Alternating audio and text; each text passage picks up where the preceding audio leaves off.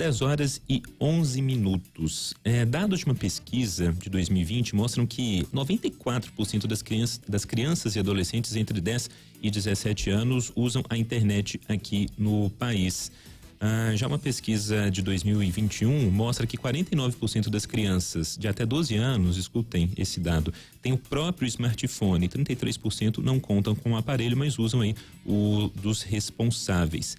Pesquisas ligadas à área de psicologia demonstram que o tipo de conteúdo publicado e consumido pelos usuários é impactante, sim, na saúde mental. A gente sabe, não tem que ser pai ou mãe de jovem, de adolescente, para saber que muitas dessas publicações reforçam essa questão do narcisismo, uma imagem ideal que inexiste, né? A gente sabe disso, uma sociedade ou aplicativos muito ligados ao filtro que deixam o nariz perfeito, a boca perfeita, a pele perfeita e tudo mais. Isso tem contribuído e muito, não é, para um sofrimento mental, se a gente pode falar assim, sobretudo aí, sem medo de errar, atrapalhando aí jovens, crianças e adolescentes crescendo em meio a essa sociedade muito calcada aí na imagem. Sobre esses assuntos, a gente conversa aqui agora ao vivo, por imagens, para quem acompanha a nossa live lá no YouTube, com o Dr. Marco Antônio Chaves Gama. Ele é vice-presidente do Departamento Científico de Segurança da Sociedade Mineira de Pediatria e é especialista em adolescência e estuda essa questão ligada à segurança virtual. Doutor Marco, como vai? Bom dia para o senhor. Bom dia, é um prazer falar com vocês, principalmente nesse tema tão atual e tão preocupante. Pois é, doutor. E a gente está, até para o nosso ouvinte que está chegando agora, a gente está dedicando essa semana às discussões ligadas ao Setembro Amarelo, e a gente achou importante levantar essa pauta pensando nos nossos jovens, nas crianças e nos adolescentes e toda essa questão da sociedade de imagem. Eu queria ouvir o quão ligados estão esses dois universos e o quão preocupados pais, mães têm que estar para tentar resguardar esse jovem, sobretudo, né, numa fase já tão complicada, né, doutor? Essa pergunta é interessante, mas nós temos que pensar de uma forma inversa, sabe? A gente fica muito no uso excessivo, mas por que tem o uso excessivo? Então nós temos que enxergar um pouco esse contexto. A internet teve uma evolução muito rápida para a gente, nós não tivemos tempo nem de organizar leis e entender o melhor tipo de uso. Paralelamente, a infância foi diminuindo cada vez mais o brincar. O brincar foi cada vez ficando reduzido, não só pelo o quintal ficou reduzido, o playground, a pracinha, por segurança e outras coisas mais. Então, de certa forma, a criança e o adolescente está sendo cada vez mais empurrado para as telas. Muitas vezes os pais fazem isso de uma maneira inconsciente, mas muitas vezes consciente. Isso está formando um processo muito grave que chama desvinculação entre pais e filhos. Isso já começa nos primeiros meses de vida. A partir da hora que você vai desvinculando isso, você vai cada vez abrindo um espaço maior para a internet intervir na vida da criança, do adolescente, já que essa relação afetiva não está sendo bem construída e principalmente essa ponte para a adolescência, essa está pior ainda. Então abre um espaço muito grande para esse tipo de coisa. Paralelamente, tem mais de 12 anos que eu estudo sobre isso, nós estamos vivendo um momento que ficou mais complexo, porque os pais aderiram à internet. Os pais não só usam excessivamente, mas essa situação que você falou, do nariz, do aspecto, de arrumar. Então, assim, o mundo adulto faz isso, de certa forma, muito parecido com o adolescente. Então, muitos pais se expõem às imagens, o que estão comendo, aonde estão. Então, começou-se a criar uma atitude de espelho. É assim que é o comportamento. Então, a situação de educar ficou complicada. Se os pais fazem, como é que você freia? E começa com a criança pequena, que você terceiriza para ela ficar quietinha e você começa a acostumar ela. A hora que ela começa a alfabetizar, começa a ir mal na escola, aí o adulto quer tirar isso dela, mas ensinou e estimulou isso muito tempo. Então nós temos um primeiro ponto, uma relação afetiva, uma relação espelho, sim, confusa, e o adolescente acaba adotando. O algoritmo, a inteligência artificial, foi feito para agradar. Então ele vai conquistando e vai fazendo o que o adolescente quer e vai só colocando. Porque a internet é uma coisa sensacional, inclusive está permitindo essa nossa conversa. Isso. Mas, por outro lado, quando ela usa a gente, é o contrário. Veja bem, quando um pai fala assim, meu filho está com dor de barriga, digita. Aí vai vir as 10 causas dessa dor de barriga. Quando ele vai fazer a segunda pergunta, o Google já colocou uma segunda e aí ele embarca nessa e aí já começa a dominar. E é assim que é o processo. Então, são muitas desinformações, muitos valores. Essa situação que você falou, por exemplo, de imagem, é uma coisa complicadíssima, que muitas vezes alguns modelos fazem uma sessão de várias fotos durante uma semana e essas fotos saem em dose homeopática durante o ano. A adolescente fica numa situação muito frustrada. Nossa, essa moça não muda, está com o mesmo corpo. Ué, porque tirou tudo no mesmo dia. E tem outras técnicas que estão usadas. Então, nós temos o primeiro rompimento. O segundo é essa situação de tribos ou de grupos. Então, hoje a gente não pode ter, vamos dizer assim, vários caminhos. Eu quero ser desse jeito, eu quero ser dessa forma. Não. Eu tenho que me enquadrar numa tribo, num grupo, para mim ser aceito.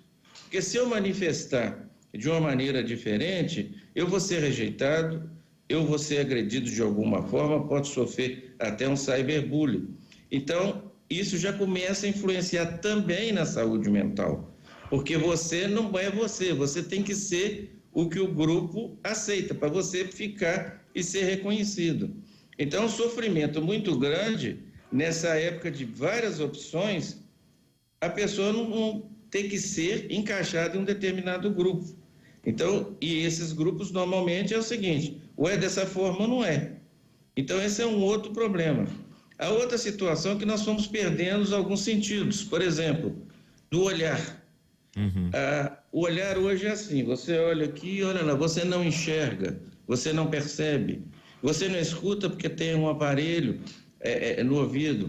O conversar virou digitar. Então, você cada vez não sabe conversar, é só digitar. O humor ficou no kkk e o afeto ficou no coraçãozinho. Então, nós perdemos os nossos principais sentidos que nos fazem ser humanos.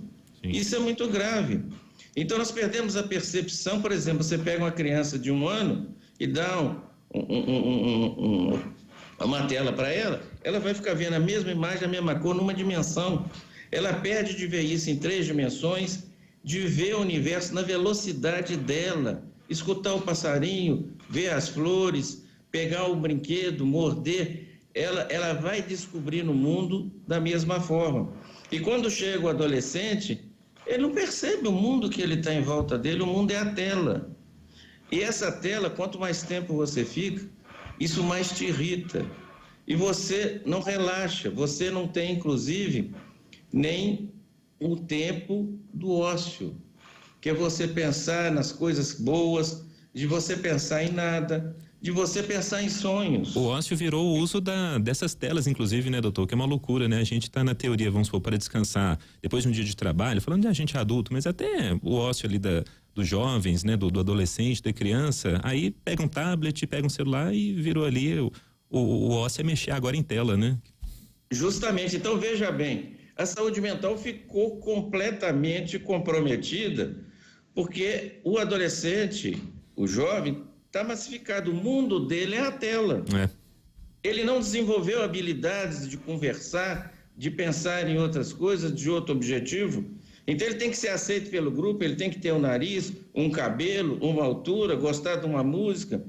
Ele não tem a liberdade dele ser ele, porque senão ele fica sozinho.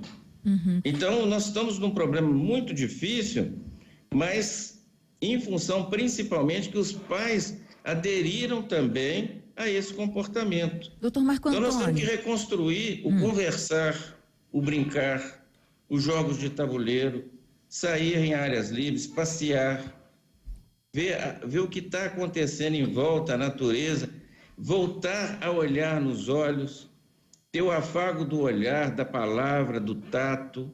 Nós precisamos voltar um pouco a ser mais humanos e libertar um pouco disso, dessa necessidade, como você mesmo falou. Eu estou à toa, eu vou ver e-mail, vou ver o WhatsApp, vou ver o Instagram.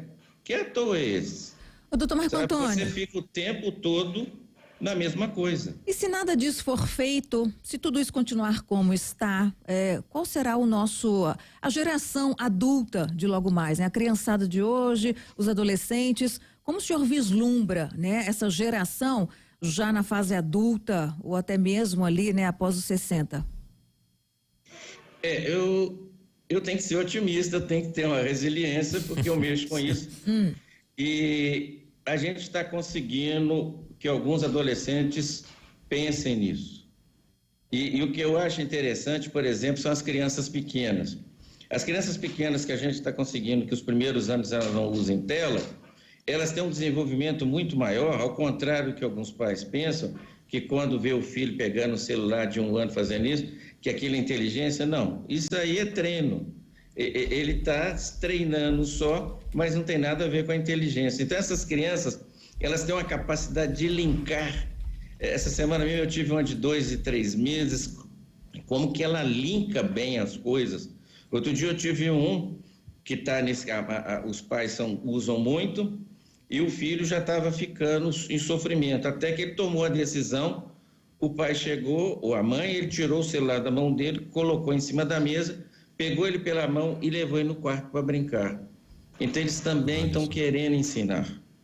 Então nós estamos precisando fazer o contraponto. O contraponto seria esse espaço que você estão abrindo, e a gente como médico, como pediatra, nós temos que fazer esse contraponto de cuidar dessa vinculação entre pais e filhos e começar a fazer. A questão não é proibir é perder tempo. Nós temos que ocupar um espaço que está sendo usado porque não tem outra coisa. Nós adultos temos que sentar mais com os nossos filhos. Você chega num restaurante, numa família de 5, todos estão com alguma tela. Ora, quem tem que tomar a iniciativa de romper isso é o adulto. Sim. Então, nós temos que conversar mais sobre isso. Eu acho que tem esperança. Toda situação, é lógico que nós vamos ter situações que vão ser graves. Por exemplo, no Japão, nós já estamos com uma nova doença, que são as pessoas que realmente não saem de casa e só vivem na internet. Isso já está acontecendo. Mas nós temos ainda coisas a fazer e temos começar o adulto a mudar o comportamento, não nessa de proibir, você não deve usar, você está tirando nota ruim. Ora, nós ensinamos essa coisa, nós temos que ter essa conversa de forma diferente. Por que você tem que usar tanto? Por que você precisa de tanto? Nós temos que questionar um pouco mais e ressuscitar o pensar, porque nós estamos vivendo da seguinte forma, tipo WhatsApp. A gente deveria viver assim, você tem um estímulo, você pensa, você tem ação. Agora nós temos estímulo e ação. E o adolescente já inventou uma palavra muito boa para isso, que foi assim, fui mal. Fui mal e não pensei. Doutor Marco Antônio Chaves Gama, eu acho que daria para a gente continuar esse jornal inteiro discutindo esse assunto, que é tão interessante, tão relevante, e pelas mensagens que a gente está recebendo aqui no nosso WhatsApp, mostrando realmente a riqueza dessa discussão. Mas infelizmente aqui nosso tempo sempre corrido, mas agradeço demais a participação do senhor, e é um tema que a gente vai voltar em outras oportunidades. A gente está nesse contexto de Setembro Amarelo, que é importante abrir esse debate, mas ele é um debate que tem que ser feito ao longo do ano, né? Independentemente de a gente estar pensando agora neste mês, sobretudo nessas questões ligadas à saúde mental. Muito obrigado mesmo, viu, pela riqueza. Você me permite só uma coisa, você falou do Setembro Amarelo? Claro. Só para você ter ideia da gravidade, hoje, se você entrar na internet, vai ter sites que ensinam o remédio e a dosagem para suicidar, ou se você quer fazer um suicídio coletivo. Nossa. Te orienta, inclusive, a forma com apoio. Essa ferramenta nós temos dentro de casa e os nossos jovens têm acesso a ela livremente. Nada é feito para bloquear isso. Então é muito grave. Não é que seja a causa, mas ajuda e facilita. Claro, é um catalisador ali está à disposição, né? Literalmente na palma da mão. Doutor Marco, muito obrigado mesmo, viu? Pela riqueza aqui do debate. Até uma próxima. Obrigado. Um bom dia para vocês. Um bom dia. Nossa, esse assunto é muito interessante, né? Demais assim, da conta. Dá pra gente ficar